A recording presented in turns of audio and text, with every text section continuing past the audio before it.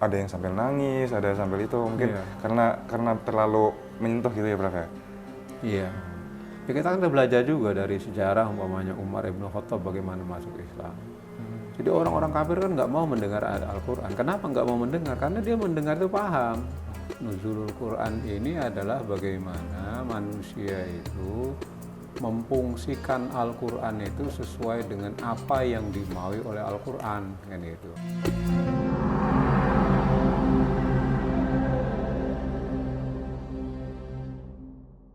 Assalamualaikum warahmatullahi wabarakatuh Prof. Waalaikumsalam warahmatullahi wabarakatuh. Selamat pagi Prof. Pagi. Bagaimana Prof keadaan sehat? Alhamdulillah. Alhamdulillah. Sehat walafiat. Alhamdulillah Prof. Oh iya Prof, tadi pagi sahur pakai apa Prof? Kalau boleh tahu. Ya sahur ya makanan biasa saja ya. Nasi dan lauk pauk yang biasa yang dimakan. Oh, Seperti itu.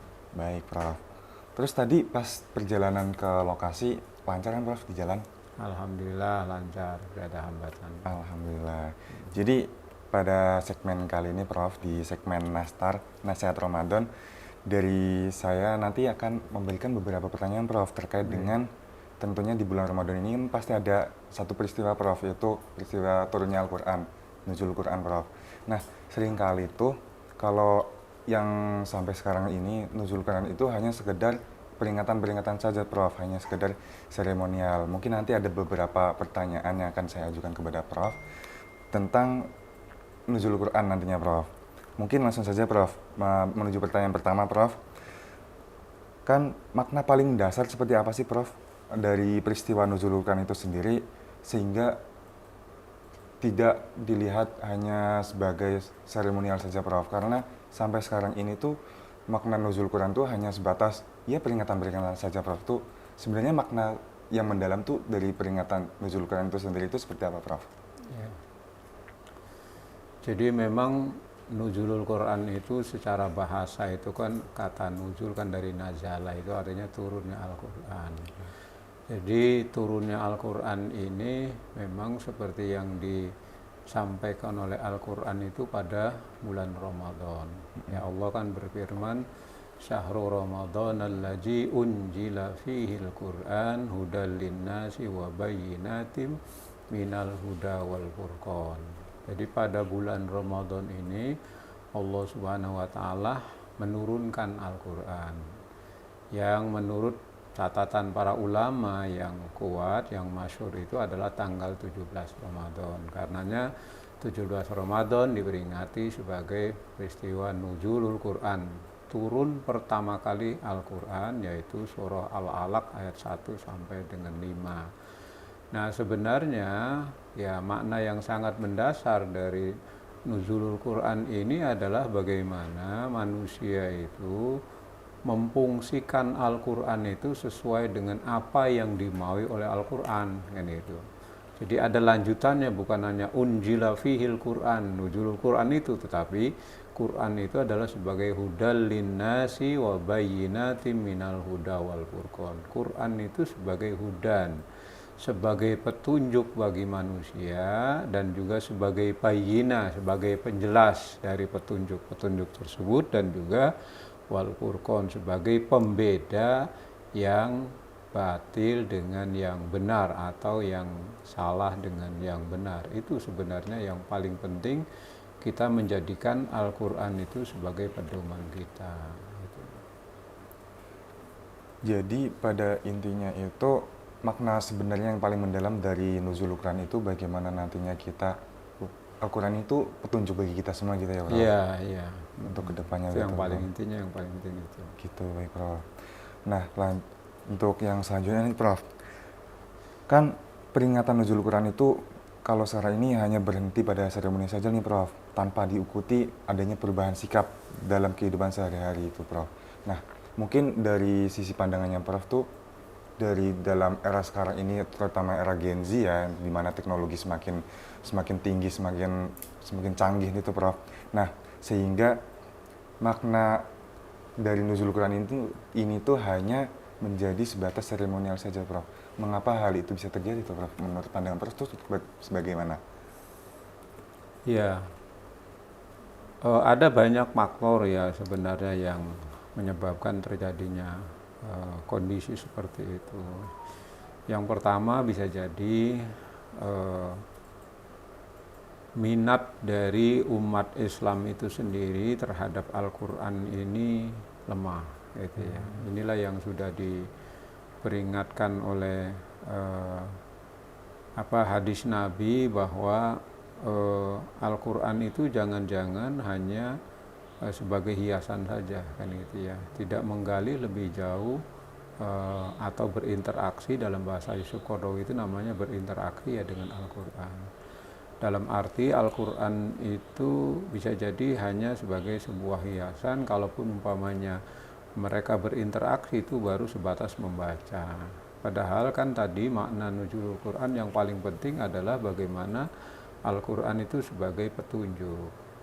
Nah, bagaimana Al-Quran bisa menjadi petunjuk kalau kemudian kita itu tidak mau mendalami kandungan dari Al-Quran, kan gitu. Ya kan? Karena Al-Quran ini kan menggunakan bahasanya bahasa Arab. Kita ini kan bahasa Indonesia. Tentu ketika kita membaca, tidak mengerti makna dari bacaan itu, ya bagaimana bisa menjadi petunjuk dan bagaimana bisa itu dirasakan ada perubahan, ada manfaat kalau kita sendiri tidak memahami apa yang kita baca. Sama seperti halnya umpamanya sholat itu kan sebenarnya bagian dari interaksi kita dengan Tuhan. Nah, mestinya sholat itu kan juga membawa dampak perubahan. Tapi kemudian kalau orang yang sholat itu tidak merubah, berarti ada yang salah dengan sholat. Nah, sama halnya juga ketika kita dikasih Quran oleh Allah Subhanahu wa Ta'ala, tetapi kemudian Quran itu tidak dipelajari, tidak ditadaburi, tidak didalami, kan itu. Ya, bagaimana kita bisa mengerti bahwa di dalam Al-Quran itu banyak petunjuk, kan itu, kalau kita tidak memahaminya. Itu ya. Oleh karena itu perkuat minatnya untuk mendalami Al-Quran, bukan hanya sekedar bacaan. Nah, kemudian yang kedua, ya faktornya bisa juga kalau teman-teman Genji ini kan ya mungkin kan tingkat literasinya ini kan termasuk rendah ya untuk membaca lebih dalam, apalagi sampai mendalami lama sekali itu kan juga rendah. Mereka itu kan maunya yang singkat-singkat, kan gitu. Mendengarkan podcast yang singkat, mendengarkan video pendek, infografis itu kan yang singkat-singkat semua, kan gitu. Nah, sehingga model instan seperti ini untuk bisa memahami satu ayat saja kan kadang-kadang sulit, kan itu. Ya, ini kan tentu memang butuh keseriusan dari Genji itu. Kalau ingin memahami Al-Quran ya dalami juga. Nah, syukur-syukur ya bisa mengkaji ilmu tafsirnya, kan gitu. Itu jauh lebih mendalami lagi seperti itu. Paling tidak ya, seperti itulah pandangan saya terkait dengan kondisi sekarang ya. Atau mungkin ada sedikit apa yang namanya ya Prof, daya tarik mungkin dari pesan dari Prof agar setidaknya apa ya, kalau sekarang tuh kalau kita melihat kayak kita semisal melihat podcast dari Ustadz Hanan Attaqi ataupun seperti apa, mungkin itu bisa menjadi daya tarik sebagai kita generasi muda untuk lebih tahu tuh bahasanya, oh kita tuh nggak hanya baca Quran saja gitu loh, maksudnya dari Quran itu kita bisa lebih tahu dari ternyata Al-Quran tuh benar-benar buat petunjuk buat kita dan juga benar-benar membawa kita ke dunia yang lebih luas gitu loh Prof. Gitu, Prof. Ya, artinya para dai sebenarnya yang melakukan dakwah gitu ya, itu kan sebenarnya juga bagaimana menerjemahkan Al-Quran dalam konteks kehidupan masyarakat ya. Cuma memang tidak spesifik kajian-kajian Al-Quran gitu ya. Mereka kan sangat general ya kajiannya, tergantung dari tema-tema yang diharapkan oleh mereka. Itu bagus. Tapi kalau memang lebih mendalami lagi sebenarnya ya, Al-Quran itu kita bisa kaji. Al-Quran itu mudah kok untuk dipahami kalau kita mau mendalami. Nah, kalau Yusuf Qaradawi itu ya, dia di dalam bukunya tentang bagaimana berinteraksi dengan Al-Quran, dia memberikan saran yang mudah. Jadi kan selama ini kadang-kadang di bulan Ramadan itu kan orang berlomba-lomba untuk khatam Al-Quran. ya apa namanya, hatam 30 juz dalam sebulan 3 kali 4 kali gitu kan. Tapi itu hanya apa ya, hanya faktor ibadah ya, pahala oke lah. Tapi kan untuk bisa nanti punya dampak, punya implikasi itu menjadi kurang gitu. Maka dia menyarankan akan jauh lebih bagus kalau kemudian coba kita baca satu ayat, terus kemudian kita maknai. Nah, kita maknai, terus kemudian kita dialogkan dengan diri kita. Apa yang bisa saya ambil dari ayat ini? Kita niat dulu pada Allah, ya Allah, saya hari ini membaca wahyu-Mu. Kira-kira nilai apa yang bisa saya ambil dari wahyu-Mu, dari bacaan yang saya baca hari ini, kan gitu. Nah, sehingga nanti akan terkesan di dalam diri kita bahwa setiap kita membaca Al-Quran itu ada makna yang bisa kita ambil. Makanya kan dulu kalau kita belajar umpamanya dari Dai Ahmad Dahlan ya, Muhammadiyah kan gitu. Dia kan mengajarkan terus saja surah Al-Ma'un. Sampai muridnya bertanya, kenapa saya kok ngajarnya itu terus Al-Ma'un? Nah, akhirnya kan disampaikan, kira-kira kamu Al-Ma'un ini sudah dilaksanakan belum? Sudah dihayati belum? Kamu sudah menolong orang miskin, anak yatim, dan seterusnya sudah dilaksanakan belum? Kan itu. Nah, kalau belum jangan bergerak dulu, kan itu. Jangan pindah dulu. Nah, makanya menurut saya ya Ramadan ini coba kita mulai ya perlahan-lahan kita membaca satu ayat umpamanya one day one verse ya, atau one day one ayat ya, satu hari satu ayat, tapi kemudian ayat itu kita dalami.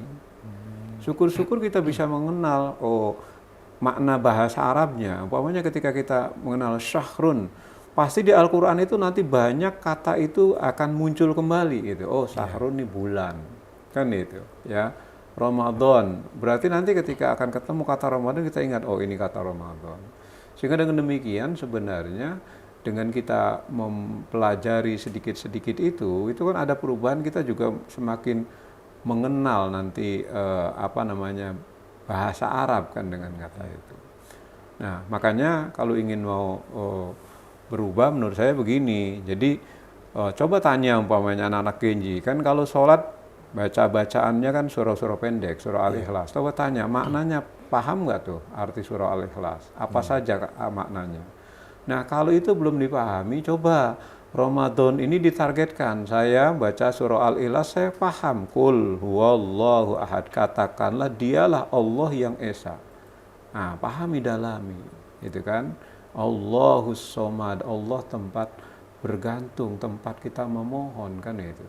Jadi bacaan yang kita baca di dalam sholat itu kita ngerti gitu loh. Oh, saya lagi baca ini. Ya Tuhan, terima kasih saya sudah berikan pemahaman melalui sholat ini ayat-ayat Engkau, dan insya Allah saya akan terapkan di dalam diri saya, kan begitu. Nah, ini akan berkesan. Jadi jangan berlomba-lomba terus kita menghatamkan, tapi kemudian tidak ada perubahan dalam diri kita gitu. Karena tidak itu ya. Karena tadi tidak hudannya itu tidak dijadikan petunjuk. Kenapa tidak kemudian? Karena tidak mentadaburi gitu. Ya. Nah, saya selalu pesan gitu. Jadi Ramadan ini kalau bisa ada targetan. Bagi yang mungkin belum bisa baca Al-Qur'an, belajarlah dulu baca, karena salah satu memang ibadah yang membaca Al-Qur'an kan dengan tahsin. Belajarlah tajwidnya. Nah, selesaikan dulu itu problem yang paling mendasar. Kalau itu sudah, kita akan naik gitu loh. Ya, pada bagaimana kita memaknai kandungan-kandungan. Kita belajar dari surah-surah pendek aja dulu, surah juz amma aja dulu. Ya, cari tafsir-tafsir yang sederhana. Ya, kalau enggak ya tafsir minimal tafsir Kemenag lah. Maknanya apa gitu dalam juz amma gitu ya. Juz amma itu kan penuh dengan kandungan-kandung keimanan. Karena ayat-ayat yang turun pada periode Mekah kan periode basis keimanan. Kalau orang bisa memahami ayat-ayat pendek itu kan gitu kan, insya Allah keimanan akan kuat gitu. Asal kita menghayati, jangan kemudian asal membaca terus setelah itu hilang gitu dari bacaan itu. Ini yang sering kita lupa gitu, terhadap Al-Quran itu. Iya, benar sekali Prof. Benar sekali bahasanya generasi-generasi sekarang tuh hanya membaca Al-Quran itu hanya sebatas dia yang kayak tadi Prof katakan itu. Kita itu hanya sebatas tahu bahasanya Ramadan, kita lomba-lomba khatam Al-Quran gitu. Tapi hanya sebatas baca-baca doang. Bahkan ada nih Prof, teman saya tuh Prof. Dia itu ya mungkin bisa dikatakan hanya pas-pasan Prof. Jadi ketika dia membaca tuh kadang tajwidnya ngena, kadang tajwidnya enggak gitu Prof. Enggak sesuai dengan apa ya, istilahnya makharijul hurufnya juga kurang gitu Prof. Jadi kayak ya kurang tahsinnya juga, tajwidnya juga gitu Prof ya. Terus gini Prof, mungkin dalam momentum nuzul Quran ini ada mungkin cara sederhana seperti apa sih Prof agar Al-Quran itu dapat lebih dekat dengan kehidupan sehari-hari Prof? Seperti itu Prof. Iya. Jadi sebenarnya begini, kita memahami perintah itu kan, yang kata Nabi kalau dalam hal kaitan dengan perintah itu kan kita disuruh mastatok tuh sesuai dengan kemampuan kita. Artinya kita harus mengukur kompetensi diri kita masing-masing, gitu ya. Kalau bagi para pemula yang mungkin belum belajar Al-Quran, ya belajar dulu lah, entah dari Iqra gitu ya, entah dari ilmu tajwidnya, pelajari itu dulu, gitu.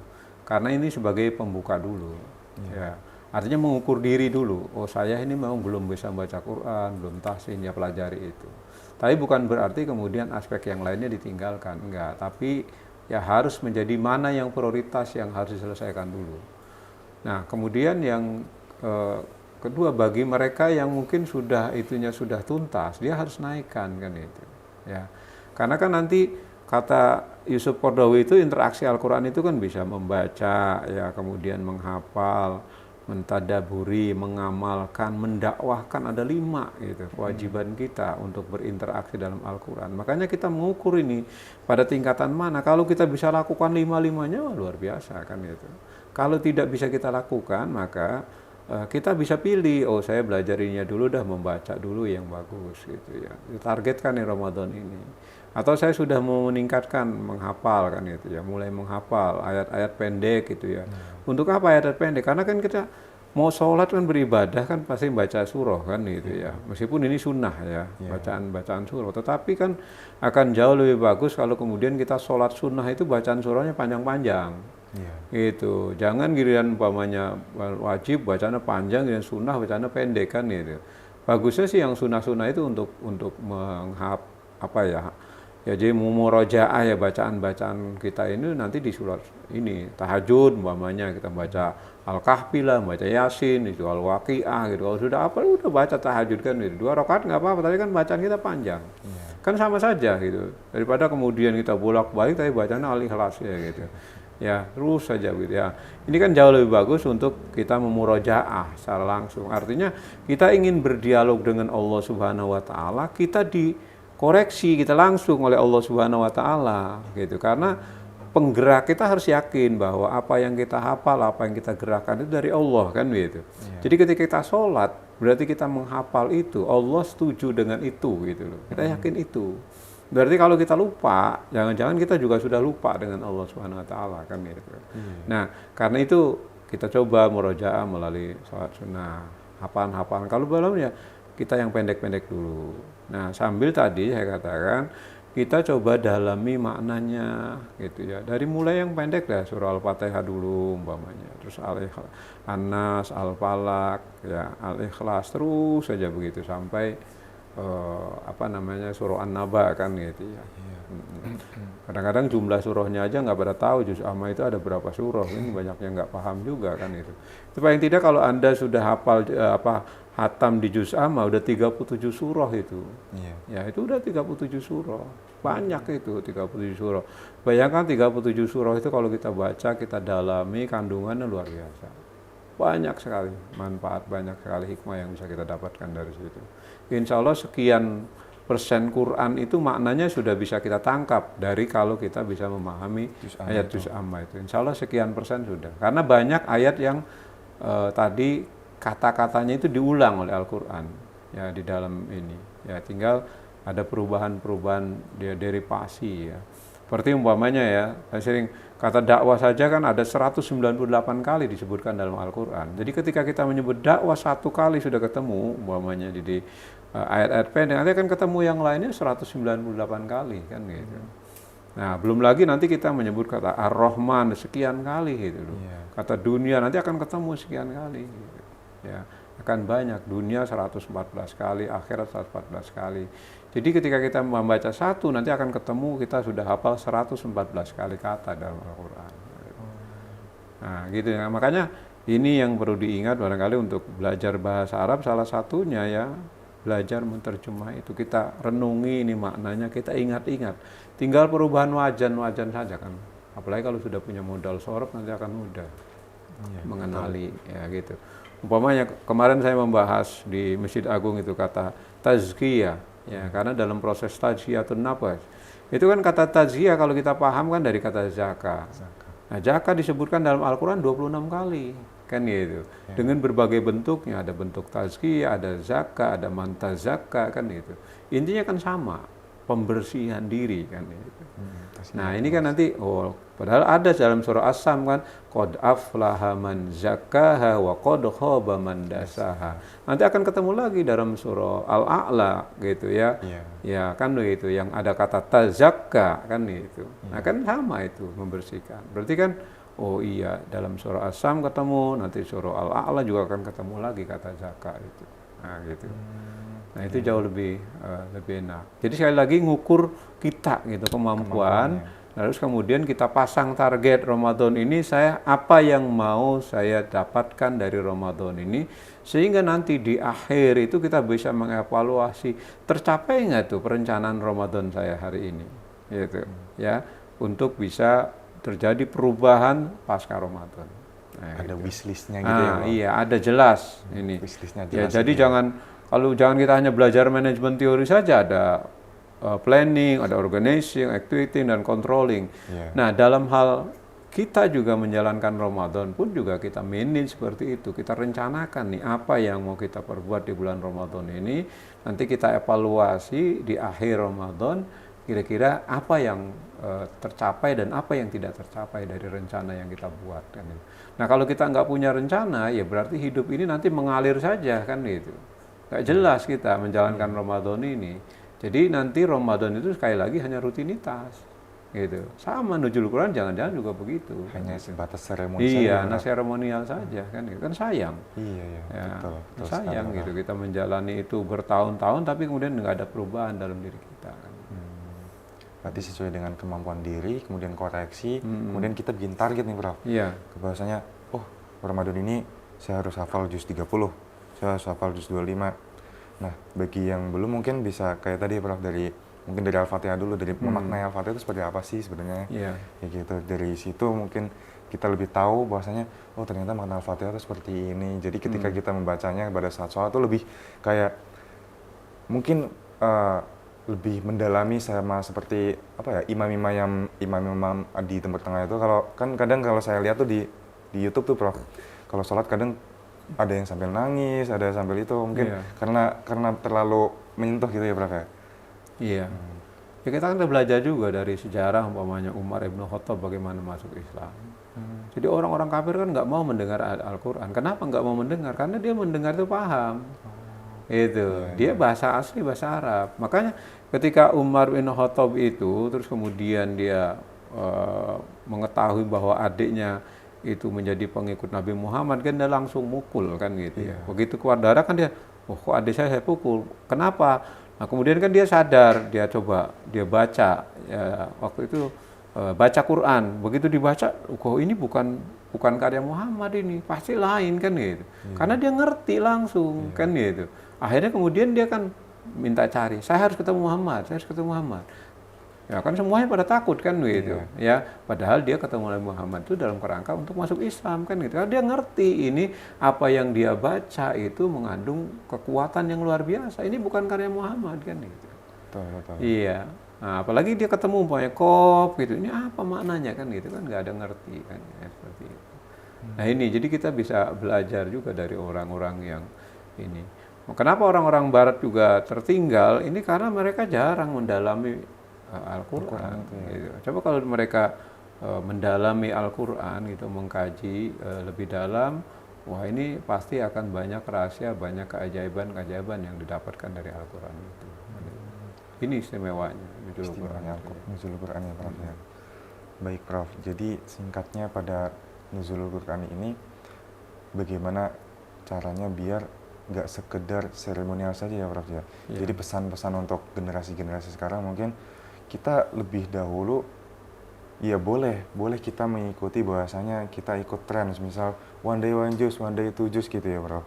Kayak bisa target gitu.